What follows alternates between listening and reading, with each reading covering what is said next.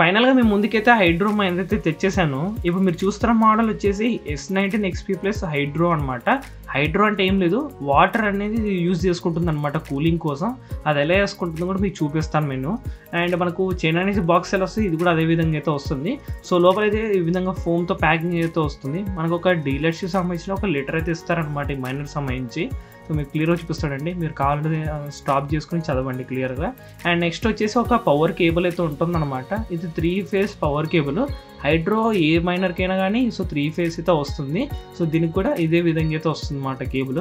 మనకైతే ఇట్లా thick foam అయితే వస్తుందన్నమాట. బాక్స్ నుంచి కూడా రాదు, అంత టైట్గా అయితే ఫిట్ చేసి ఉంటారు. ఈ మైనర్లో మెయిన్ అడ్వాంటేజ్ ఏంటంటే ఇది సౌండ్ చాలా తక్కువ చేస్తుంది, దాంతో పాటుగా హీట్ కూడా చాలా తక్కువ అనమాట. ఎందుకంటే ఇది హైడ్రో కదా, వాటర్ని వాడుకొని చాలా కూల్ అవుతుంది అనమాట. ఓకే, మనం ప్రీవియస్గా అన్బాక్సింగ్ చేసిన మైనర్స్తో కంపేర్ చేస్తే ఇది చాలా ఎక్కువ ఎర్నింగ్ అయితే ఇస్తుంది.